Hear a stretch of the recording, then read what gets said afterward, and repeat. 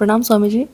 जैसे आपने बताया था उसमें लास्ट उसमें सेशन में कि जो सम्यक श्रवण होता है वो अगर उससे अनात्मा सुनाई देता है, अगर बाकी जो इंद्रियां हैं अगर वो भी सम्यक हो, सम्यक दृष्टि हो या सम्यक सुनना सुनना नहीं मतलब सूंघना या स्पर्श सम्यक हो, तो वो घटना अगर उससे भी उसी का कनेक्शन है जैसे अगर होता है तो उससे भी अनात्मा सुनाई देता है या कुछ और है?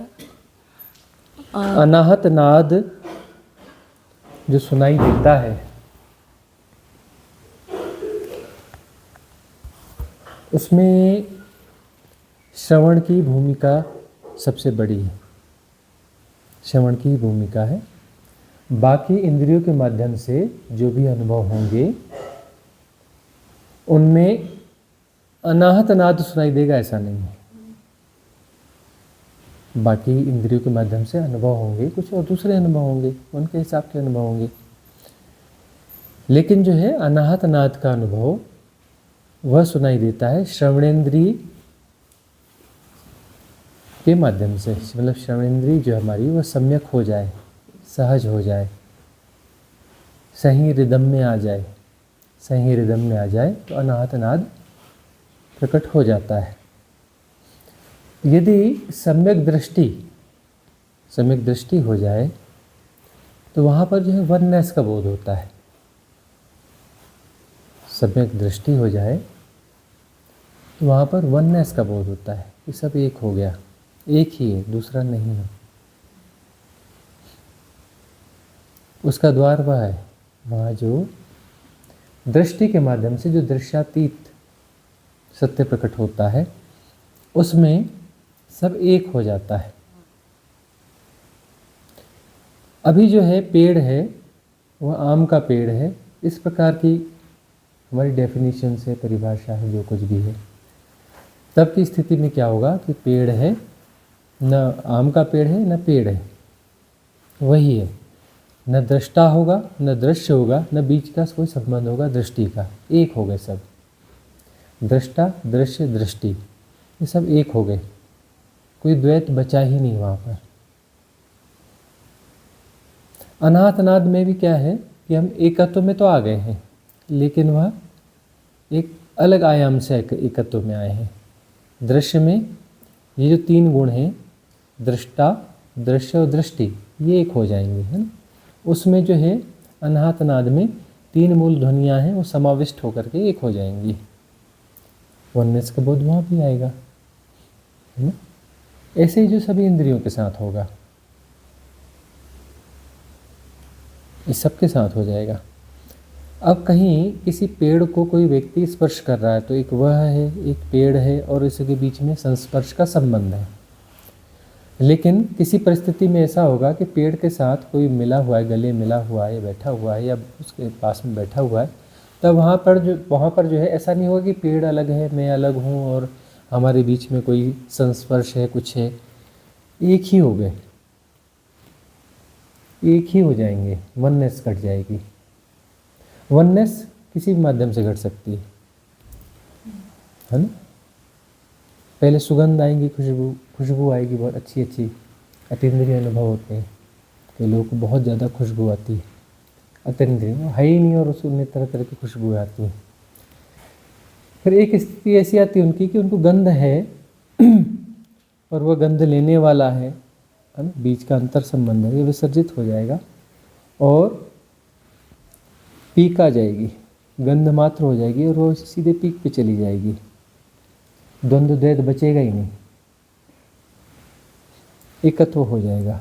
गंध कैसी भी हो, अच्छी बुरी कोई मतलब नहीं उससे।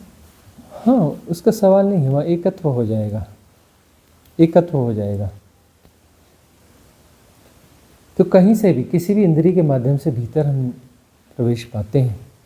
इंद्रियां जो क्या बहिर्मुख हैं, पहले हम बाहर जा रहे हैं, बाहर जा रहे हैं तो एक बाहर है एक भीतर है और इन दोनों को कोई जोड़ने वाला है।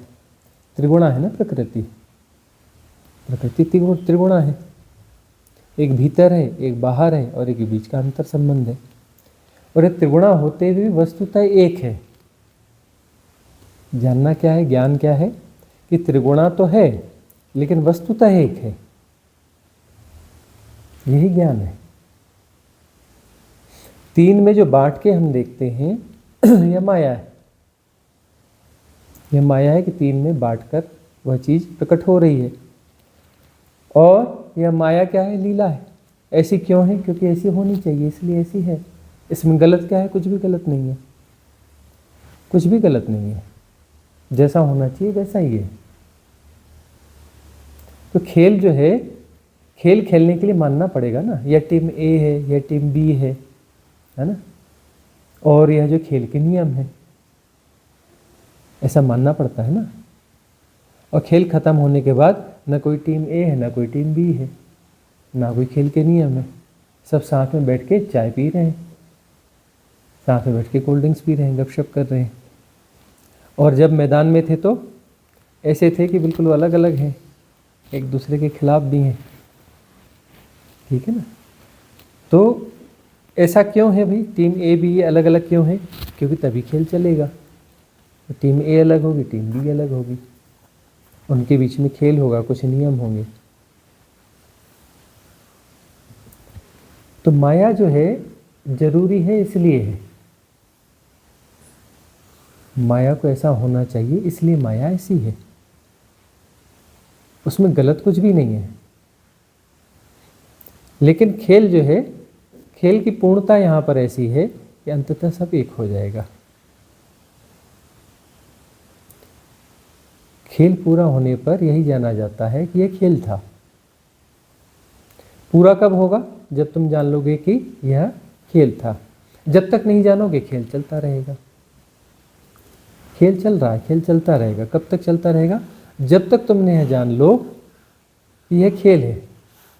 अभी जो है खेल खेल की तरह नहीं भास रहा है, वो सत्य की तरह भास रहा है, वास्तविकता लग रहा है खेल। खेल जो है वास्तविक हो गया है। खेल वास्तविक न रहकर खेल की तरह हो जाए तो वहाँ पर मुक्ति की तरफ बढ़ना चालू हो गया, साधना फलित होनी चालू हो गई। और जितने भी शेष कर्मबोध हैं या खेल के हिसाब से उस मैच को कंप्लीट करना पड़ेगा। लेकिन वो मैच जो है उसी समय उसी लाइफ में कंप्लीट हो सकता है। उसके लिए फिर अगली लाइफ की ज़रूरत नहीं है, उस मैच को बहुत लंबा ले जाने की ज़रूरत नहीं है। अभी तुम्हें लगता ही नहीं कि ये कोई मैच है। मैच नहीं है तो फिर वो चल ही रहा है, तुम वास्तविकता की तरह जी रहे हो तो फिर वो चल ही रहा है, जन्मों जन्मों से चल रहा है। अब पता चल गया कि मैच है, मैच है का मतलब ये शुरू हुआ है, इसको समाप्त हो जाना चाहिए, समाप्त हो जाएगा तो फिर बात पूरी हो जाएगी। तो उसी जीवन में तुम इसे समाप्त कर सकते हो उस मैच को, पर वो पता तो चले कि खेल है। अभी तो तुम्हें खेल जैसा लगता ही नहीं ना, अभी तो ऐसा लगता है जैसे सत्य है, वास्तविकता है। यह जो है बिल्कुल वास्तविकता, यही अल्टीमेट है। ये अल्टीमेट नहीं है, सब खेल है। इसमें गंभीर होने की कोई ज़रूरत है ही नहीं। इस खेल में गंभीर होने की ज़रूरत नहीं है। लाभ हानि जो है तभी तो खेल चलता है। देखते नहीं, एक व्यक्ति ने एक टीम ए ने टीम बी पर गोल कर दिया, ए को लाभ हुआ, बी को हानि हुई। तो बी बोले कि नहीं जी अब हम नहीं खेलते, हमारी हानि हो गई, खेल बंद, हमारी तो हानि हो गई, हमारे ऊपर गोल पड़ गया। ऐसा होता है क्या? चलता रहता है ना, क्योंकि अंततः जाना जाता है कि न ये लाभ है ना हानि है, खेल है। एक हिसाब से लाभ हानि है भी, और बहुत गहरे में जाए तो ना कोई लाभ है ना कोई हानि है, खेल है।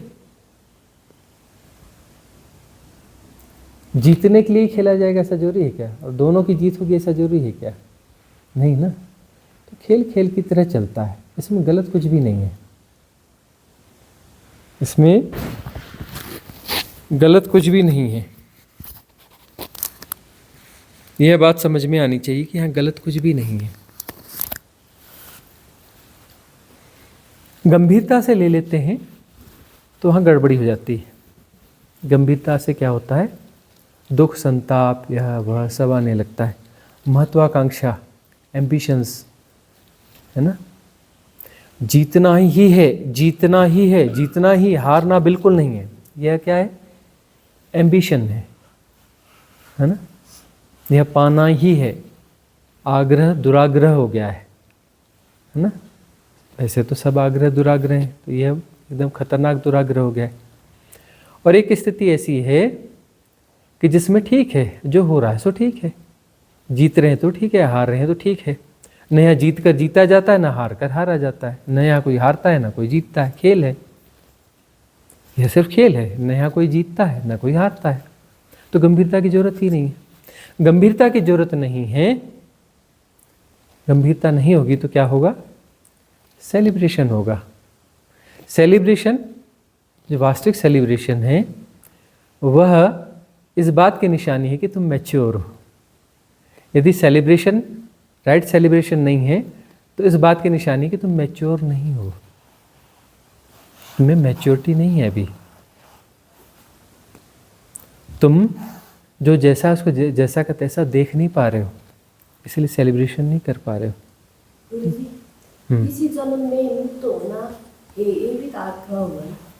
इसी जन्म में मुक्त होना है, बिल्कुल आग्रह है ना, यह भी आग्रह है, यह भी आग्रह है। अब हम इस बात को पे आ रहे हैं, अपनी उसी बात को पूरा कर रहे हैं कि यदि तुम गंभीर नहीं हो, ठीक है ना, यदि तुम गंभीर नहीं हो, सिर्फ खेल को खेल की तरह जान लिया, तो खेल कैसा होगा, आनंददायक होगा, न उसमें जीत होगी ना हार होगी।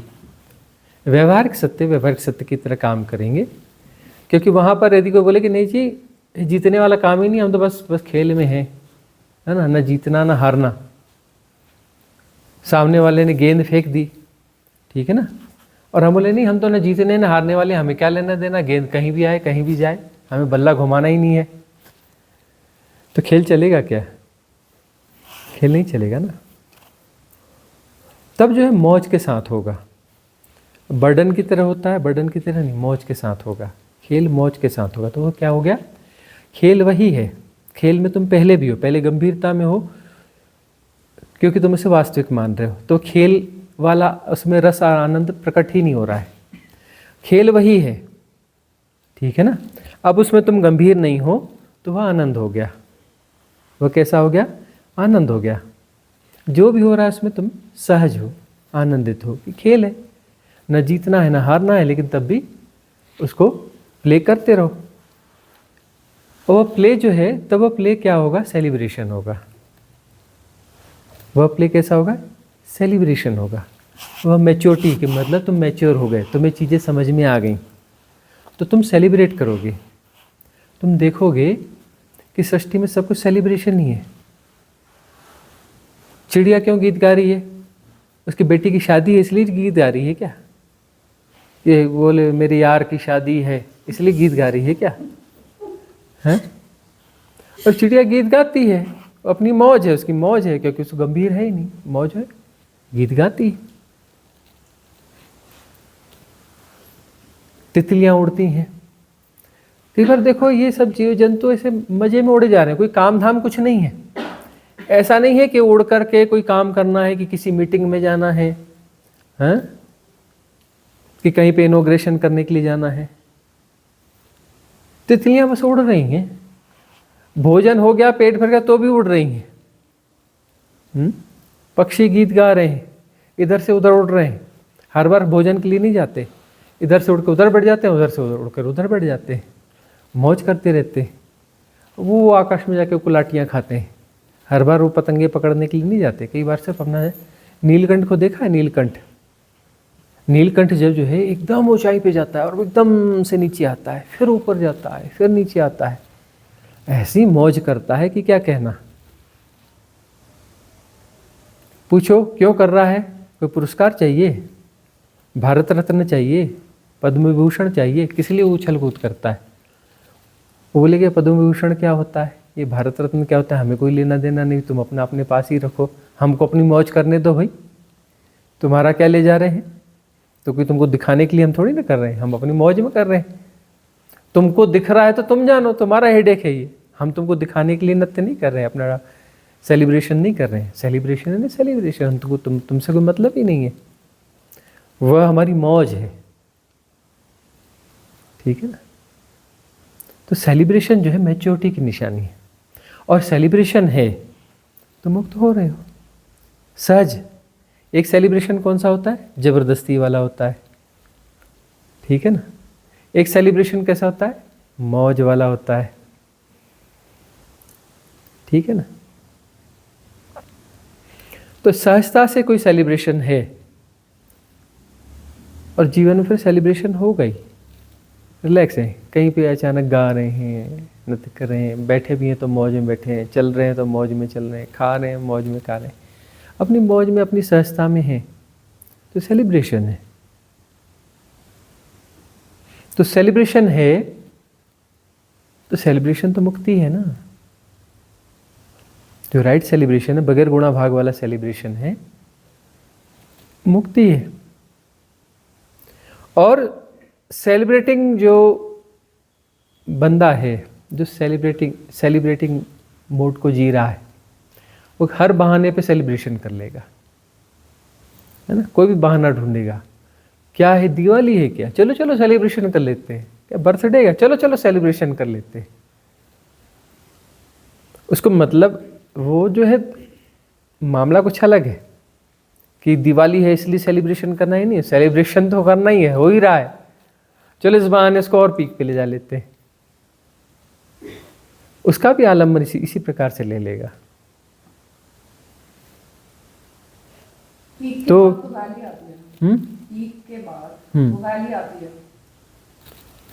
एक पीक के बाद ढलान आती है, ये बात ठीक है। कौन से पीक के बाद ढलान आती है? एक पीक आएगा, पीक के बाद ढलान आती है। कौन से पीक के बाद ढलान आएगी? हर पीक के बाद? हर पीक के बाद ढलान नहीं आती। जो किया जा रहा है उसके आती है, जो हो रहा है उसमें नहीं आती है। जो किया जा रहा है, जबरदस्ती किया जा रहा है, उसको एक हद तक खींच के ले जा सकते हो। जबरदस्ती को एक हद तक खींच के ले जा सकते हो, और उसके बाद में जब उसको खींचना बंद करोगे तो ढलान शुरू हो जाएगी। यहाँ खींच के ले जाया नहीं जा रहा है, सेलिब्रेशन हो रहा है। हो रहा है तो ये होता रहेगा। यहाँ पर ना कोई पीक है ना कोई खाई है, गुणा भाग है ही नहीं कि ये पीक है जी, ये खाई है जी, है ना। अब जो पीक पे ले जा रहे हैं कि फलाना जो है, यह केक मिलेगा या यह फलानी ऐसी रोटी मिलेगी या फलाना ऐसा मिलेगा तो ही सेलिब्रेशन होगा, वो खींच के ले जाया जा रहा है। और उससे कम होगा तो ढलान आ जाएगी, आज तो बहुत बेकार है, आज तो ऐसा है, आज तो वैसा है। और जो सेलिब्रेटिंग मोड का बंदा है, क्या बना, दाल चावल, अरे वाह आज दाल चावल खाया जाएगा, मजा आएगा। क्या बना, आज सूखी रोटी बनी है, अचार है क्या, अरे अचार के साथ रोटी, बोलो मजा आ जाएगा, चलो खाते हैं, है ना। वो सेलिब्रेटिंग मोड में जैसा भी है। अब वो जो खींच के ले जाओगे तो कहाँ, जहां तक खींच के ले जाओगे वहां तक पॉजिटिव लगेगा, जहां तक खींच के अब ले जा नहीं सकते, ढलान आ जाएगी। उसको मैनेज करना पड़ेगा उस स्थिति को। इससे ऊपर चाहिए, इससे ऊपर अब हो नहीं पा रहा है, तो फिर ढलान चालू हो गई, और वहाँ पर जो गड़बड़ स्थिति महसूस होने लगेगी। और यहाँ अप एंड डाउन सब में मज़ा है। पहाड़ चढ़ने में भी मज़ा है, पहाड़ उतरने में भी मज़ा है। तो चढ़ने का भी मज़ा है, उतरने का भी मज़ा है। कोई बोले नहीं जी चढ़ने में मज़ा होता है, उतरने में कोई मज़ा नहीं होता, है ना। तो सेलिब्रेटिंग मोड में है तो चढ़ने में भी मज़ा है, उतरने में भी मज़ा है, क्योंकि वहाँ गुणा भाग है ही नहीं ना, सहजता है ना, स्वीकार्यता है ना। ऐसा है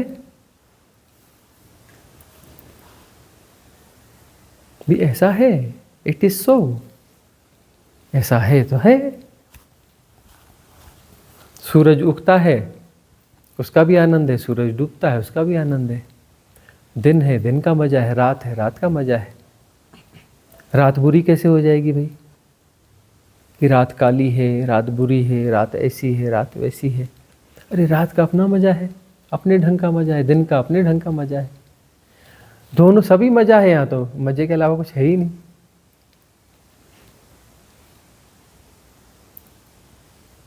अब जो है किसी को सर्दी खांसी बुखार आ गया तो बोलता है अरे बड़ा गड़बड़ हो गया, बड़ा गड़बड़ हो गया। कोई होता है सर्दी खांसी बुखार तो साल में एक बार तो होना चाहिए।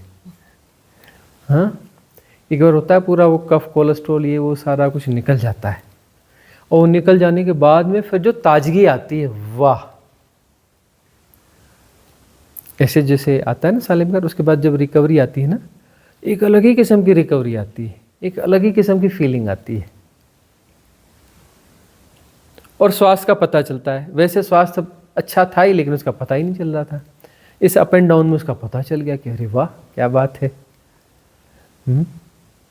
एक बार जो है भोजन गड़बड़ बन गया, स्वाद नहीं आया, ऐसा हाँ यार ठीक है चलता है यार, चलो चलो मौज करो।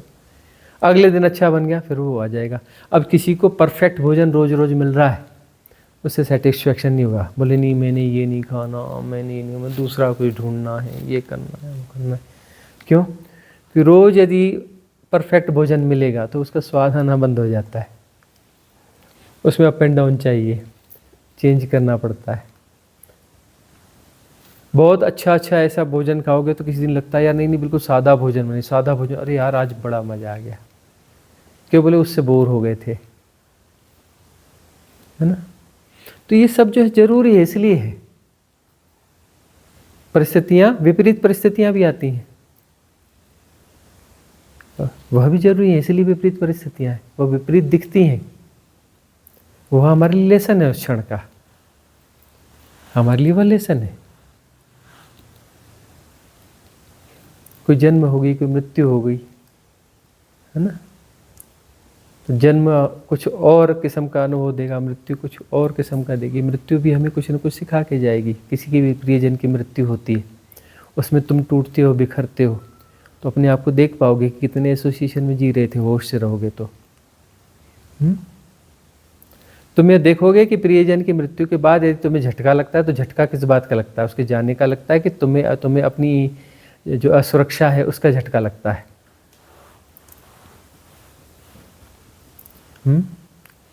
खुद की जो सुरक्षा में कहीं कमी आ गई, सुरक्षा की कोई लेयर कम हो गई, उसका झटका लगता है।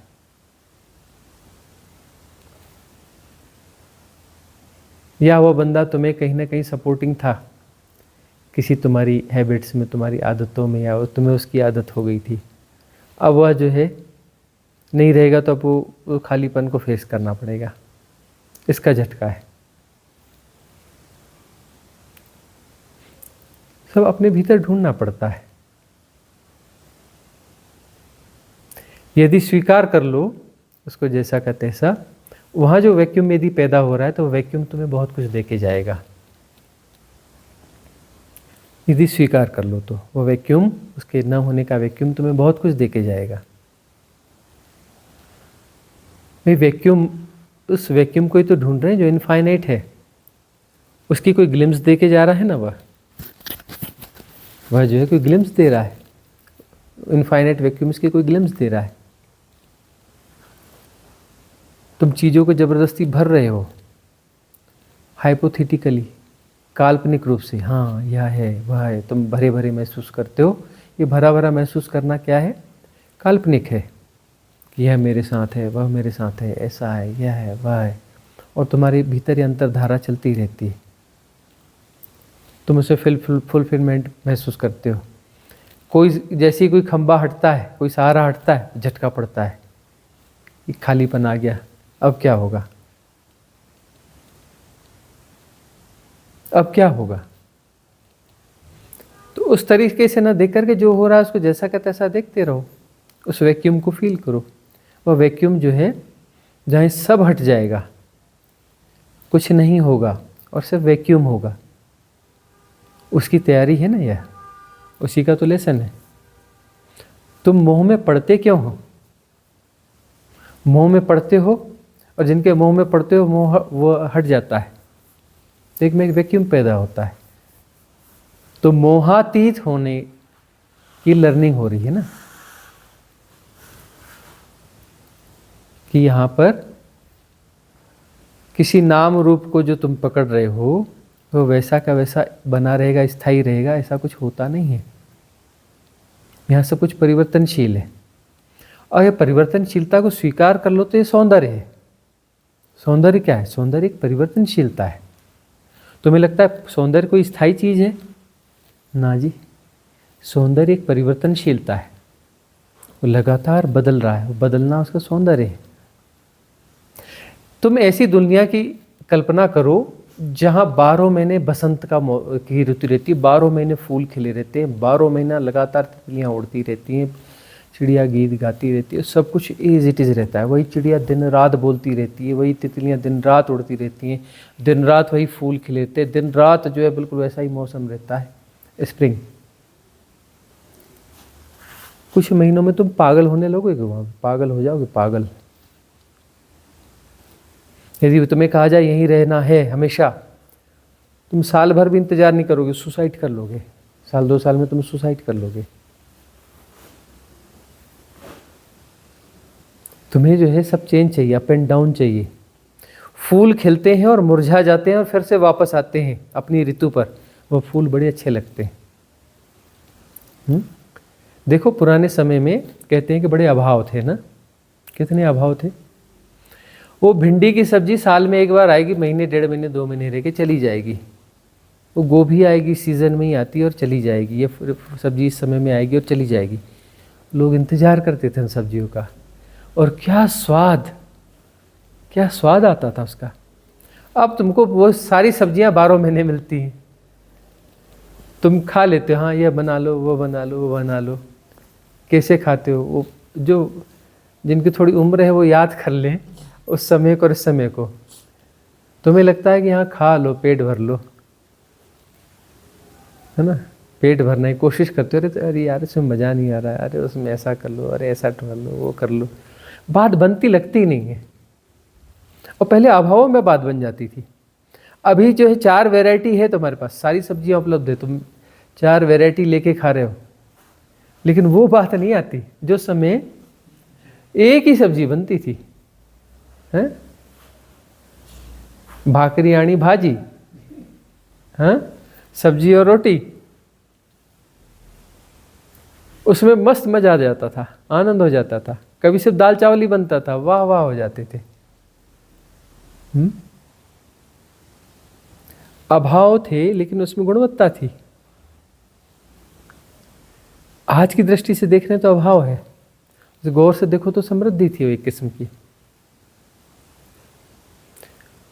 पहले मिठाइयाँ कभी कभी बना करती थी, है ना, गुजिया फलाने त्यौहार में ही बनेगी, या फलाने उसमें बनेगा, या उसमें ही बनेगा। वो खाते खाते आंखें बंद हो जाती थी, डूब जाते थे लोग अंदर।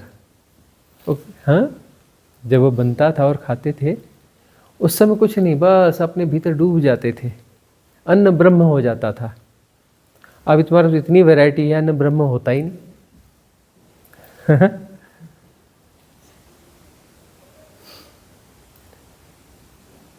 तो ये सब जरूरी है, वो अभाव भी जरूरी है। जैसे जैसे प्रयास किए गए कि नहीं ये नहीं होना चाहिए, समृद्धि होनी चाहिए, या होना चाहिए, वह होना चाहिए, उसमें बहुत सारे आनंद चले गए। तुम्हें मालूम है वह आनंद शायद तुम कभी महसूस न कर पाओ। जो कोई मजदूर है, किसान है, खेत में या कहीं पर गांव में अपने काम करता है, खूब काम करता है, और पसीने से सराबोर होकर के वह पेड़ की छांव में आकर पीठ टिकाकर ज़मीन पे बैठ जाता है। ना कोई आसन है, कुछ नहीं, ज़मीन पे बैठा है, पेड़ से पीठ टिकाई है और बैठ गया है, और इतना रिलैक्स महसूस कर रहा है, एक ठंडी हवा का झोंका आ रहा है। तुम्हारे एसी फेसी केसी क्या क्या है, कभी आनंद नहीं दे सकते।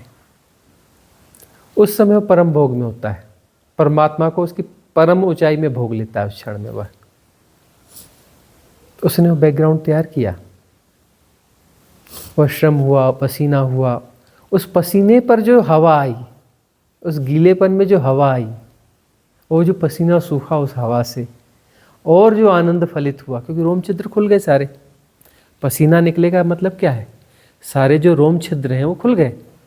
रोम छिद्र जब सारे खुल जाते हैं, उसके बाद आप हवा को महसूस कर पाते हैं उस तरीके से जैसा होना चाहिए, जैसे छोटा बच्चा महसूस करता है कुछ महीने का, है ना, वो जो ऐसा महसूस कर पाता है आप नहीं महसूस कर पाते। उसके रोम छिद्र खुले हुए होते हैं, उसके बॉडी के सेंसेशंस बिल्कुल एक अलग ही लेवल पे होते हैं छोटे बच्चे के। तो वैसा जो अनुभव होता है वह बात ही अलग है, उस किसान और मजदूर को मिलता है। और तुम लाख करोड़ रुपए खर्च करो, करोड़ रुपया खर्च करो, तुम्हें वह चीज़ नहीं मिलने वाली, वह चीज़ तुम्हें नहीं मिलने वाली, वह उसके अभाव में उसे मिल रही है। तो समृद्धि कोई एकांगी चीज़ नहीं है। तुम बोलो कि धन ही समृद्धि है, यही समृद्धि है, ऐसा नहीं है। एक आदमी कहता है मैं बहुत समृद्ध हूँ और तुरंत एक अपना डायबिटीज़ की गोली निकाल के खाता है, फिर अपनी हाँकता है कि मैं ऐसा हूँ वैसा हूँ, फिर एक बीपी की गोली निकाल के खाता है, फिर उसको खाने का ला के दो, भाई ये तुम खा लो, बढ़िया मिठाई बनी है, बोले नहीं मैं ये नहीं खाता, मेरे को ये फलानी बीमारी है, मैं ये नहीं खाता, मेरे को फलानी बीमारी है। चलो हम ऊपर चढ़ के आते हैं, नहीं नहीं नहीं मैं चढ़ नहीं सकता, मैं तो हाँफ जाऊँगा। क्यों आपकी अच्छी है क्या, मैं चार्टर्ड हेलीकॉप्टर बुलवा लेता हूँ, वहाँ पे अपना देखो कुछ उतर जाएगा हेलीकॉप्टर, वहाँ चले चलते हैं। वो हेलीकॉप्टर से पहुँच जाएगा, उसे आनंद नहीं आएगा। तो यह समृद्धि कोई एकांगी चीज़ नहीं है। एक बंदा है जो मज़े से जो उपलब्ध है मैं खा पी रहा है, आनंद ले रहा है, भूख है उसके पास और भोजन का स्वाद ले रहा है, और वो आराम से पहाड़ चढ़ जा रहा है, पहाड़ चढ़ने का आनंद ले रहा है, वहाँ जाके बैठने का आनंद ले रहा है। ये अलग किस्म की समृद्धि है। समृद्धि कोई एकांगी चीज़ नहीं है, बहुआयामी होती है समृद्धि। समृद्धि बहुआयामी होती है। एक पास बहुत समृद्धि है लेकिन उसके पास फुर्सत नहीं है, तो समृद्धि क्यों कर रहा है कि कभी फुर्सत में आनंद मनाऊंगा, और फुर्सत उसे मिलती नहीं, तो उसकी समृद्धि कैसी, फुर्सत तो उसके पास है ही नहीं। दिल ढूंढता है फिर वही फुर्सत के रात दिन। अब कोई एक व्यक्ति है, उसके पास वो समृद्धि न हो धन वाली, जिस समृद्धि को दुनिया समृद्धि मानती है वह न भी हो उसके पास, लेकिन उसके पास फुर्सत है, जरूरत की चीज़ें हैं, खाने को रोटी मिल रही है, रहने को कोई ठिया मिल रहा है, कोई छत है, साधारण व्यवस्था है, महल नहीं है, न हो महल, प्लेन नहीं हो घूमने के लिए, कोई बात नहीं, तब भी उसकी समृद्धि है। और समृद्धि अलग किस्म की समृद्धि, वो वास्तविक समृद्धि है, लेकिन उसका मूल्य तो पता होना चाहिए ना। कई लोगों के पास फुर्सत का समय है और वो फुर्सत के समय को क्या करें, बोले टाइम पास नहीं हो रहा है, चलो ताश खेलते हैं। बोले यार बड़े बोर हो गए, वो है क्या, कश लगाते हैं। वो फुर्सत के पल को जीने की कला भी तो आनी चाहिए। कई लोग इतने एंगेज हो गए कि अब वो फुर्सत ढूंढते हैं और मिलती नहीं। उस साल में मुश्किल से 2-4 दिन के लिए कहीं जाते हैं, जाते समय भी पिए विए साथ में लेके जाते हैं, हाँ फलाना क्या हुआ देखना, वो क्या हुआ देखना, अरे इससे थोड़ी बात करा दो, उससे वो कर लो, हाँ हाँ हाँ ये पहाड़ सुंदर है, अरे उसका वो देखना वो पेमेंट आया कि नहीं, उसकी मीटिंग कहाँ पर होनी है। और वो कह रहा है पहाड़ सुंदर है, तो वो कोई बता रहा है उसको, तब अपना वो कमेंट कर रहा है ये बताने के लिए, नहीं मुझे पहाड़ दिख रहा है और सुंदर है। संवेदना नहीं है उसके पास, उसको सौंदर्य का बोध नहीं है, उसको हो नहीं रहा है, उसका मन कहीं इन्वॉल्व है। फुर्सत चाहिए उसके लिए, मतलब इंगेज नहीं हो, इंगेज कहीं नहीं हो, तब वह सम्यक दृष्टि होगी, तब आँख खुलेगी, तब आँख ठीक से काम करेगी, आँखों में जाले हटेंगे, निर्मल होगी दृष्टि, तब वो पहाड़ का सौंदर्य दिखेगा। ऐसे तो बहुत सारे लोग हैं, सुना है तो पर्टिकुलर ब्लाइंडनेस, कुछ ऐसी ब्लाइंडनेस होती है। यहाँ जैसे स्थानीय लोग रहते हैं, हाँ बाहर से आए हो, तुम पहाड़ों को देखकर रोज अभिभूत होते हो, सुबह को देखकर अभिभूत हो जाते हो, वाह क्या बात है, वाह वाह वाह करते हो। यहाँ का बंदा सब उठता है, हाँ ठीक है, ऐसे देखता है चला जाता है, पहाड़ पहाड़ अच्छा पहाड़ है ना, हाँ हाँ हाँ, उसे दिखता ही नहीं कि ये पहाड़ है, वो वहीं पैदा हुआ है, हरियाली सुंदर है, अच्छा अच्छा, हाँ हाँ सुंदर होगी सुंदर होगी, वो समर्थन कर देता है। अब यहाँ जो है टूरिज्म वाला है, तो वह जो सीख गया, हाँ देखो पहाड़ कितने सुंदर है, उसे दिखता ही नहीं कि सुंदर है, दृष्टि नहीं है उसके पास सौंदर्य की, उसे सुंदर दिखता ही नहीं, लेकिन वह बोलता है। क्यों बोलता है? क्योंकि टूरिस्ट बोलता है कि उसको ये बताना पड़ता है कि हाँ पहाड़ देखो कितने सुंदर हैं, देखो पेड़ कितने सुंदर हैं। और क्या करेगा? शाम को फ्री होगा, चलो पेड़ काट के आता हूँ, घर में जलाना है। इसकी सुंदरता की बात कर रहा था। फिर बोल रहा है क्या कहना, अरे यहाँ घर बनाना है, ये पहाड़ खोदना है इधर से। सौंदर्य बोध सच में होता तो यह पेड़ को काट पाता? क्या वो उस पहाड़ को खोद पाता?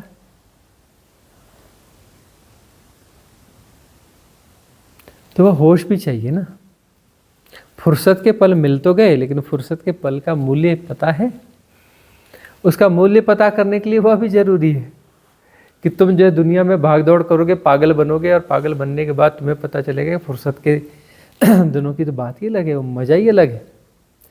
जिसको देखो वो अपने बचपन की बात करता है कि बचपन इतना मस्त था, इतना ऐसा था, वैसा था, यह था, वो था। उसमें एक अलग किस्म की फुर्सत थी, इंगेज भी थे तो भी फुर्सत थी, स्कूल भी पढ़ते थे तो भी एक फुर्सत थी, है ना। घर के कुछ कामकाज भी कर लेते थे, लेकिन एक किस्म की फुर्सत भी थी।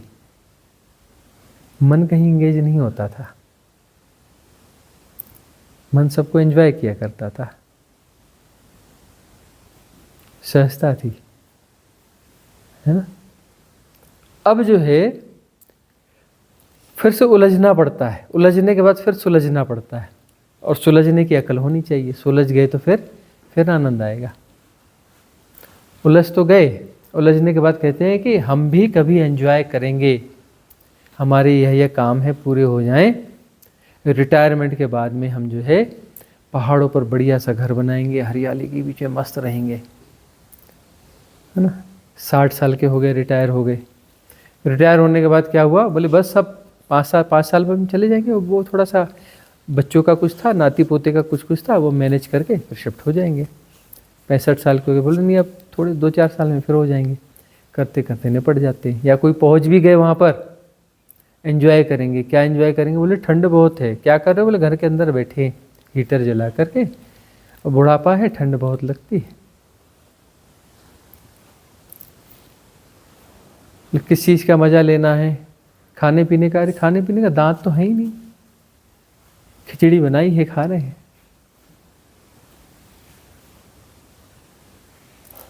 क्या आनंद लोगे? कैसे आनंद लोगे? तो सही समय पर बोध हो जाना चाहिए कि कब हमें रिटायरमेंट लेना है, कब हमें जीवन को डाइवर्ट करना है। उस पागलपन को जीना भी जरूरी है, क्योंकि वो जो है, कई लोगों को लगता है वहाँ बड़ी मौज कर रहे हैं लोग, खूब सक्सेस हो रहे हैं, खूब पैसा कमा रहे हैं, खूब ऐसा हो रहा है, कुछ वैसा हो रहा है, बड़े बहुत मज़े में है लोग। कौन से मज़े में है भाई? मैदानों की चिपचिपी गर्मी में सड़ रहे हैं, नाली की बदबू ले रहे हैं, मच्छरों को कटवा रहे हैं, डेंगू को भोग रहे हैं, डेंगू मलेरिया ये वो क्या क्या। हाँ, वो अभी क्या पॉल्यूशन लेवल दिवाली में कितना हाई है बोल रहे, सब ओवर पॉल्यूटेड है बोल रहे हैं, बहुत हाई पॉल्यूशन लेवल है सब जगह, बोल रहे नहीं बहुत ज़्यादा हाई पॉल्यूशन लेवल है, सांस लेने में दिक्कत हो रही है, वो हो रहा है, वो हो रहा है। और बोले नहीं सेलिब्रेशन है। कौन सा सेलिब्रेशन? सांस लेने में दिक्कत लेने का सेलिब्रेशन, बदबू का सेलिब्रेशन, वो पॉल्यूशन का सेलिब्रेशन हो रहा है। और वो जो अपना खतरनाक ध्वनियाँ, कान फोड़ने वाली ध्वनियाँ हो रही हैं, उसका सेलिब्रेशन हो रहा है। किस बात का सेलिब्रेशन हो रहा है? अरे सेलिब्रेशन जैसा होता है, नेचर के साथ होता है, सहजता में होता है। बिल्कुल सहजता में जो सेलिब्रेशन हो, अंदर से बिल्कुल रिलैक्स है,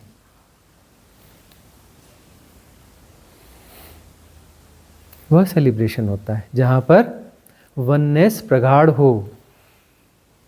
सेलिब्रेशन किसको कहते हैं?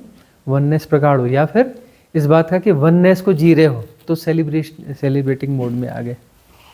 वननेस को जी रहे हैं इसलिए सेलिब्रेटिंग मोड में आ गए। और एक कुछ लोग ऐसे हैं बोले जीवन में बड़ा बोर्डम है, बड़ा दिक्कत है, ये है वो है, फलानी दिक्कत ढिकानी दिक्कत, इसको दूर करने के लिए चलो सेलिब्रेशन कर लेते हैं। कौन सा सेलिब्रेशन? बड़ी तकलीफ है, उस तकलीफ से उसको भूलने के लिए कुछ चलो सेलिब्रेशन कर लेते हैं, चलो इस जगह चले जाते हैं, ऐसा कर लेते हैं, वैसा कर लेते हैं। बड़ी दिक्कतें हैं, बड़ी परेशानियां हैं। एक सेलिब्रेशन ऐसा है कि हम बिल्कुल रिलैक्स हैं, आनंद में, मौज में चलो थोड़ा और सेलिब्रेशन को प्रगाढ़ किया जाए। सेलिब्रेशन तो है ही, उसको और प्रगाढ़ किया जाए, है ना।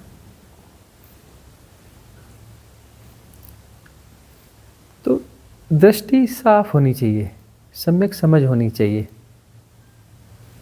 सम्यक समझ होगी तो चीज़ों को हम ठीक से अनफोल्ड कर पाएंगे।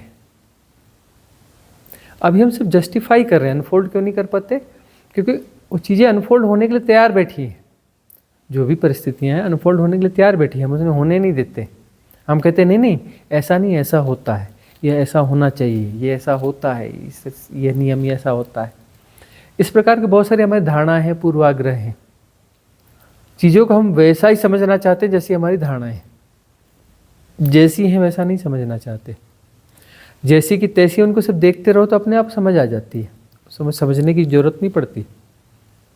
जब रिलैक्सली देखो उस किसी चीज़ को, देखना हो रहा है, अपने आप अनफोल्ड हो जाती है। मिस्ट्रीज अपने आप अनफोल्ड होती है, अनफोल्ड होने के लिए होती हैं मिस्ट्रियाँ। मिस्ट्रीज को सॉल्व नहीं किया जा सकता, मिस्ट्रीज को जिया जा सकता है ना। उनके साथ साम्यता में आ जाओ, सहज हो जाओ, मिस्ट्रीज अपने आप को अनफोल्ड करने लगती हैं। प्रकृति अपना पर्दा खुद हटा लेती है, प्रकृति अपना पर्दा खुद हटा लेती है, अपनी मिस्ट्रीज को खुद अनफोल्ड कर देती है। तुम सहज तो हो, पुरुष के सामने प्रकृति अपने पर्दे हटाती है। किसके सामने हटाती है? पुरुष के सामने। पुरुष यानी कौन?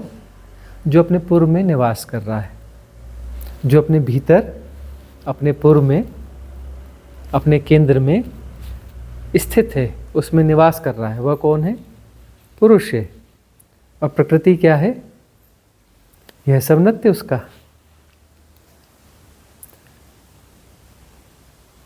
ठीक है ना। तो प्रकृति रहस्यमय है, पूरी प्रकृति रहस्यमय है। और वह रहस्य जो है अपने खोलना चाहती है।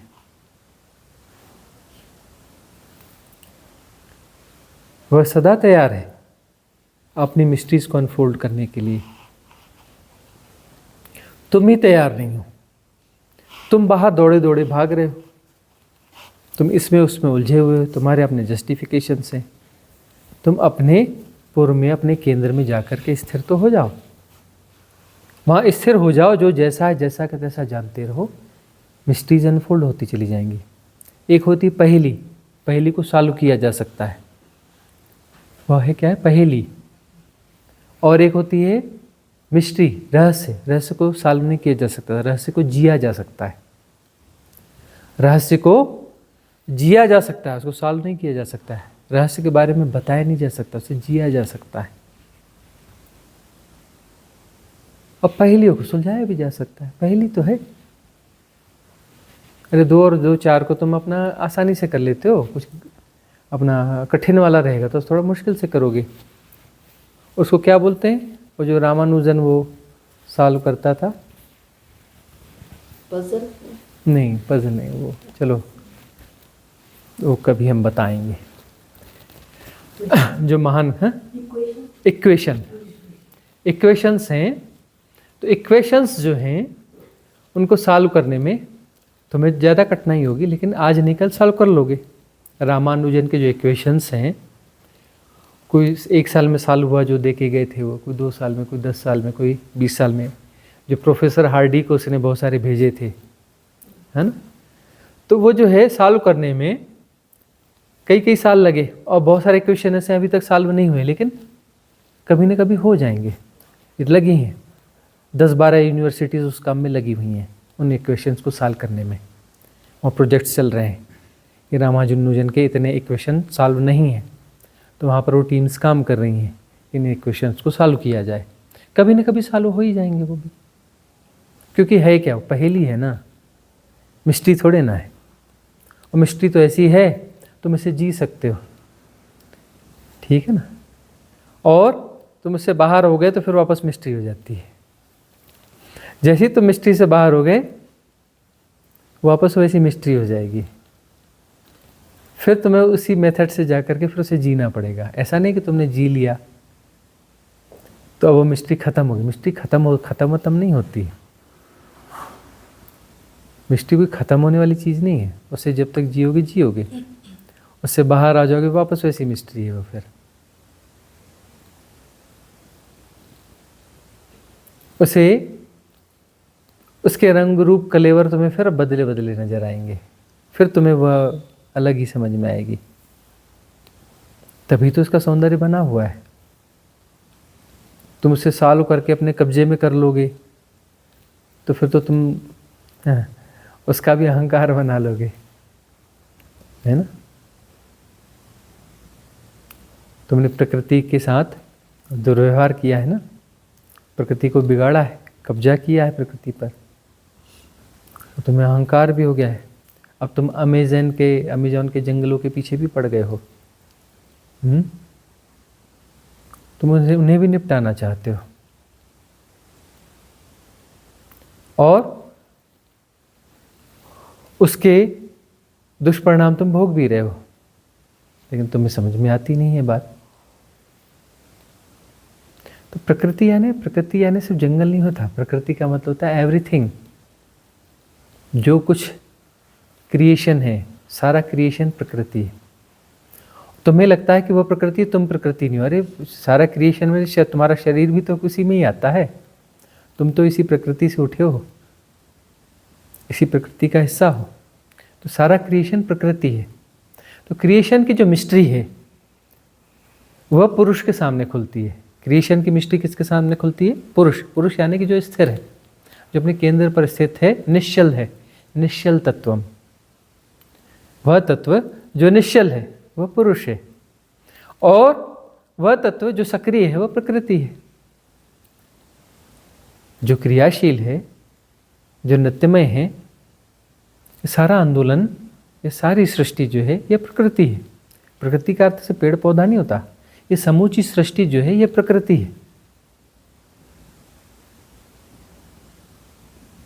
है ना।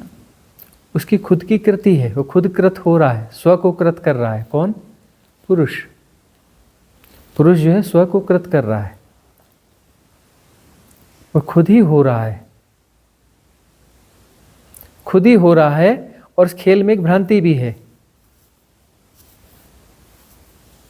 कि हो रहा है तो हो रहा है, वहां पे वो खंड खंड की भ्रांति में उलझ भी रहा है, खंड खंड की भ्रांति में उलझ भी रहा है और सुलझ भी रहा है। कब से खेल चालू हुआ? शाश्वत है, सदा से, कभी चालू वालू नहीं हुआ, ऐसा सदा से। वह खंड खंड में उलझेगा और फिर सुलझेगा। यह खेल है। इस खेल को ही तो समझना है। इस खेल को ये दोनों तत्व रहते हैं ना हर व्यक्ति में, पुरुष तत्व स्त्री तत्व दोनों रहते हैं, तो बैलेंस होगा, इसके बाद मतलब अनफोल्ड होगा। देखो, यह जो है पुरुष और स्त्री, ये जो मूल द्वैत है, इस मूल द्वैत को आधार लिया जाता है कि मूल द्वैत जो है यही है, स्त्री और पुरुष। तो इसे फिजिकल बॉडी में भी हम देखते हैं तो यही चीज़ दिखती है। पहली बात तो ये वहम दूर कर लेना चाहिए, जो स्त्री है वो पिछले जन्म में भी स्त्री रही होगी, ऐसा नहीं। स्त्री अगले जन्म में पुरुष हो जाता है, पुरुष स्त्री हो जाती है, तो सब अदला बदली चलती रहती है। उन आंदोलनों का कोई मूल्य है इतना है नहीं। बोलिए स्त्री बचाओ आंदोलन, पुरुष बचाओ आंदोलन, कोई मूल्य नहीं है ना। ये सब उलट पलट होते रहते हैं। स्त्रियां पुरुष बन जाती है, पुरुष स्त्रियां बन जाते हैं, है ना। वैसे तो बायोलॉजिकली देखो तो एक क्रोमोसोम्स का फ़र्क है, एक क्रोमोसोम्स का फ़र्क होता है। हाँ, 23-24 का रहता है ना। यदि जो है वो सिमिलर हुआ तो क्या होगा? पुरुष हो जाएगा, और एक कम हो गया तो वो क्या हो जाएगी, स्त्री हो जाएगी। 24-24 हुआ तो पुरुष हो जाएगा। बैलेंस अगर हो गया तो स्त्री हो जाएगी। हाँ, बैलेंस हो गया तो स्त्री, हाँ यह बात ठीक ठीक, हाँ बैलेंस हो गया तो स्त्री हो जाएगी। और यदि इम्बैलेंस हो गया, 23-24 हो गया तो पुरुष हो जाएगा, 24-24 हो गया तो स्त्री हो जाएगी। सिर्फ क्रोमोसोम्स का प्लस माइनस है, इतना ही फर्क है ना। और बहुत गौर से देखो तो इसके बाद में पूरा स्ट्रक्चर वैसे ही काम करता है। 7 शरीर होते हैं ना, तो 7 शरीर में 4 शरीर जो है वह फिजिकल होते हैं, इस इहलोक का हिस्सा होते हैं। 3 शरीर परलोक का हिस्सा होते हैं। परलोक यानी मेटाफिजिकल। 3 शरीर जो है मेटाफिजिकल होते हैं, 4 शरीर जो है फिजिकल होते हैं, इहलोक का हिस्सा होते हैं, पौद्गलिक जगत का। इस मेटेरिस्टिक जो वर्ल्ड है, मटेरियलिस्टिक जो वर्ल्ड है, इसका हिस्सा होते हैं। तो पहला शरीर यदि किसी का स्त्री का है तो दूसरा शरीर पुरुष का होगा, तीसरा फिर स्त्री का होगा, चौथा फिर पुरुष का होगा। और यदि किसी का पुरुष शरीर है तो दूसरा शरीर स्त्री होगा, तीसरा शरीर पुरुष होगा, फिर इस प्रकार से ये क्रम होता है, अपोजिट अपोजिट इसी प्रकार के क्रम होता है। इसमें जो है जब सहज जीवन होता है तो सहज जीवन होता है तो ये 7 जो है, मतलब विकास क्या है, एक विकास की बात चलती है ना, 7 जो है वापस एक होने वाला है, यह विकास है। 7 को वापस एक पे जाना है ना। तो जो है स्त्री है वो अपने भीतर के पुरुष से मिलेगी, पुरुष है अपने भीतर की स्त्री से मिलेगा। हालांकि वो भीतर नहीं ढूंढता, वो बाहर ढूंढता है। यह प्रकृति का खेल है। प्रकृति धक्का देती है बाहर, मूलाधार के माध्यम से धक्का देती है कि बाहर ढूंढ। वो आजकल क्या चलता है, ट्विन क्या क्या सोलमेट और क्या क्या चलता है वो, हाँ मतलब तुम्हारा कोई है उसको ढूंढो, सोलमेट को ढूंढो, बाहर होगा, बाहर मिलेगा, बाहर ढूंढो। ऐसा कुछ कुछ वो कई कहानियाँ चलती हैं, कई गुणा भाग, कई धंधे, कई बिजनेस चलते हैं। हाँ, तो ऐसे बहुत सारे बिजनेस चलते हैं। तो बाहर बाहर ढूंढो बोलते हैं, बाहर मिल जाएगा तुमको, जरूर रहता है ना। हमें एक आध बंदा तो दिखाओ जिसको मिल गया हो, एक आध बंदा तो दिखाओ जो बोले कि नहीं, ठोक बजा के बोले नहीं मुझे परफेक्ट वाला पीस मिल गया, वही वाला मिला जो बिछुड़ गया था कभी। ऐसा कोई है बंदा? बोलते हैं कॉन्सेप्ट है, सही कॉन्सेप्ट है। अरे तो कॉन्सेप्ट है तो उसके प्रमाण तो दिखाओ, कि कोई एक आध बंदा हो, ऐसे कोई जोड़ी मिल जाए और बोले, जोड़ी बोले जी बिल्कुल परफेक्ट है, एकदम परफेक्ट जोड़ी है, ढूंढ के तो दिखाओ। उस परफेक्ट जोड़ी को अपने आसपास में रख लेना और उसके रूम के आसपास आवाज अपना कान लगा के रखना। 1-2 दिन में उनके झगड़ों की आवाज सुनाई पड़ेगी, है ना। और दूर से देखते रहना, फिर वो इधर उधर एक दूसरे की खींचातानी करते हुए मिलेंगे। कोई जोड़ी ऐसी बन ही नहीं, बाहर बन ही नहीं सकती, असंभव सा मामला है यह। अपने भीतर जाकर अपने दूसरे शरीर से मिलना है। पुरुष को अपने भीतर की स्त्री से मिलना है, स्त्री को अपने भीतर के पुरुष से मिलना है। प्रकृति तो बाहर दौड़ाएगी कि बाहर ढूंढो और बच्चे पैदा करो, प्रजनन करो। प्रकृति का काम है फैलाना, बच्चे पैदा करो। फूल खिलते हैं, मतलब क्या है?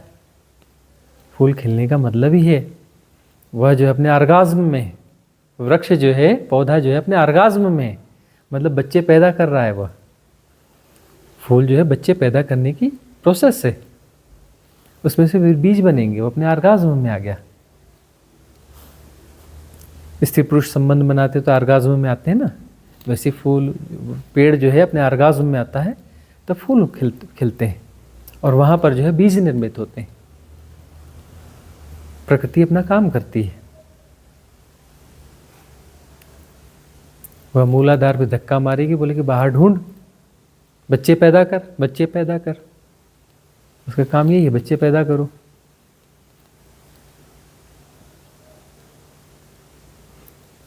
अब जो है यहाँ पर यह बात आएगी, यह होश आएगा कि अपने भीतर उतरो। भीतर जाने पर क्या क्या घटेगा? अनुभव घटते हैं ना। अनुभव क्यों घटते हैं? जो बटा बटा है वह वापस एक होगा, तो उसके अनुभव घटते हैं ना। जब तुम भीतर के अपोजिट सेक्स से मिलोगे तो तुम्हें जो है एक अलग ही आर्गाज्म की अनुभूति होगी।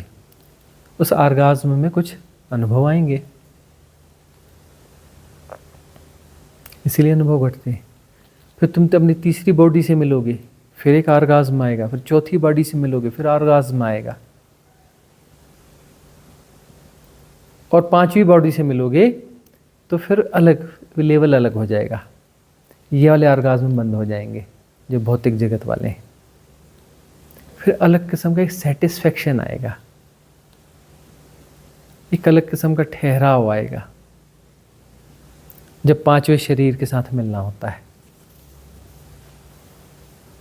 छठवें शरीर के साथ एक अलग किस्म का फैलाव आएगा, अलग किस्म की विराटता आएगी। तुम्हारी आंखें जैसे बड़ी गहरी हो जाएंगी, आंखों में देखकर के बोले डूब जाते हैं, ऐसी आंखें हो जाएंगी कि इन आंखों में देखकर हम डूब जाते हैं। बड़ी विराटता आ जाएगी। और उसके बाद में अंतिम छलांग है शिव काया।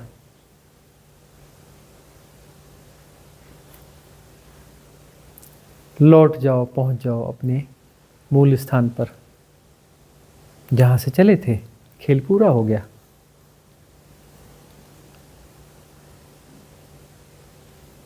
इस प्रकार की यात्रा है। खेल है यह, खेल। गंभीरता से नहीं लेना। सारी समस्या यह है कि तुम इसे बड़ी गंभीरता से लेते हो। गंभीरता से लेने जैसा कुछ भी नहीं है। जो गंभीरता से लेते हैं उनके जीवन में विकारी विकार मिलते हैं, है ना।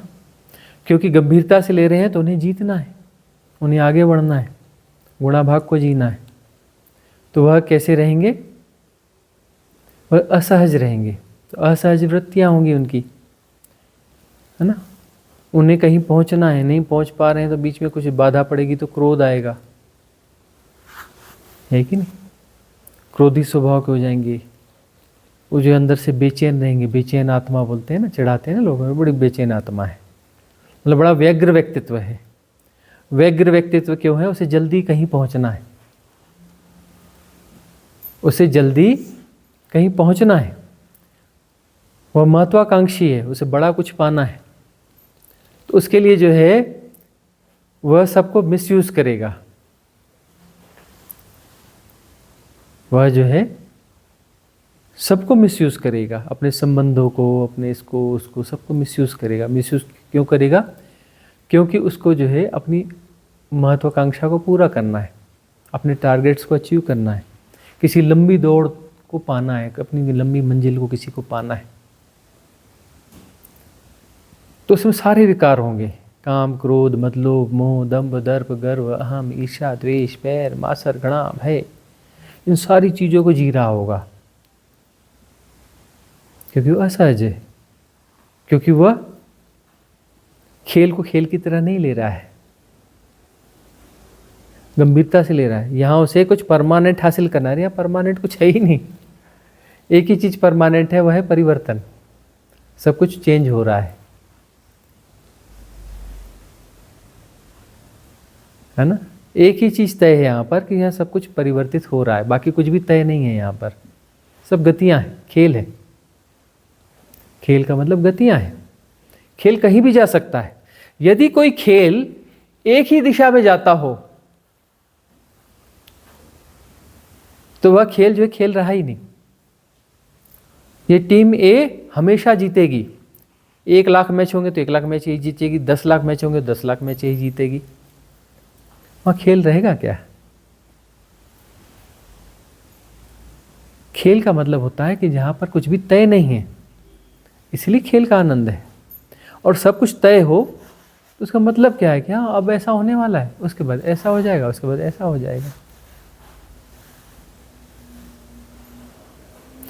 तुमने देखा वो जो ज्योतिष होता है, कुछ अच्छे ज्योतिष होते हैं, समुद्र शास्त्र में भी, नाड़ी ज्योतिष में भी, भृगु संहिता में भी कुछ कुछ ऐसे ज्योतिष होते हैं जो तुम्हारे बारे में बिल्कुल परफेक्ट बता देते हैं। वह तुम जो है पूरा पढ़ लो, याद कर लो, सब कर लो, सब कर लो, ऐन मौके पे तुम भूल जाते हो, ऐन मौके पे तुम भूल जाते हो और वही गलतियां कर बैठते हो जो नहीं करनी चाहिए। जिसमें लिखा है कि तुम्हारा ये होने वाला है वह होके रहेगा, उस समय याद नहीं रहेगा। बाद में तुम पढ़ते हो, देखो बिल्कुल सही लिखा था ना, अब अगले वाले में ये सावधानी रखनी है। तुम बिल्कुल याद करो और फिर वही गलतियां कर बैठोगे। मतलब क्या है? अरे प्रकृति कह रही है कि तुम, यदि तुम्हें सब पता होगा तो खेल खेल रहेगा ही नहीं। खेल को खेल की तरह रहने दो, वो तुम्हें भुला देती है। तुम्हारे पिछले जन्म तुमको भुला दिए जाते हैं ना, ताकि खेल खेल की तरह बना रहे। ठीक है ना? इसमें तुम्हें कुछ पता नहीं होना चाहिए, सब कुछ पता होगा तो खेल रहा कहाँ? खेल रहा कहाँ? खेल का आनंद कहाँ रहा? खेल का मतलब है कि यहाँ कुछ भी तयशुदा नहीं है, कुछ भी तयशुदा नहीं है और तय होना नहीं चाहिए। तय होकर भी तयशुदा नहीं है, होगा तय, लेकिन तुम्हें पता नहीं, तुम्हारे लिए वो तय नहीं है। तुम्हें अनिश्चितता को सहजता से जीना है और वही उसका सौंदर्य है। वही उसका सौंदर्य है कि अनिश्चितता को तुम्हें सहजता से जीना है, तभी तुम्हारे लेसन्स हो पाएंगे। अब कोई बच्चा है और वह इधर गणित देखता है और गणित के पीछे उसके उत्तर लिखे रहते हैं, वहां से उत्तर देख लेता है, तो उसके लेसन्स कहाँ हो पाएंगे? उसको परीक्षा में बिठा लो, फेल हो जाएगा ना। और जो उलझता है गणित में और संघर्ष करके उसको सॉल्व करता है, फिर करता है, फिर सॉल्व करता है, फिर करता है, फिर सॉल्व करता है, तो परीक्षा में भी फिर उन घंटों में कुछ ना कुछ कर ही जाएगा वह। तो यह सब कुछ पता रहेगा तो वह कौन होगा? गोबर गणेश ना हो जाएगा वह? उसको लेसन्स मिलेंगे क्या? पता कुछ नहीं होना चाहिए। तब वह जो संघर्ष होगा, वह संघर्ष तुम्हें सिखाने के लिए, वह खेल का हिस्सा है, वह आनंद का हिस्सा है संघर्ष। यह गलत कुछ भी नहीं है। प्रकृति तुम्हें कुछ भुला देती है तो सही करती है, वो भुला देना चाहिए, इसलिए भुलाती है।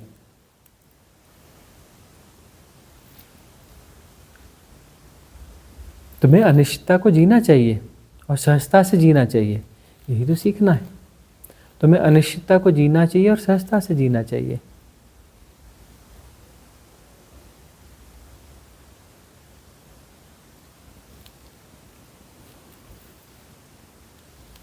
तो आज की सभा समाप्त करें यहाँ पर।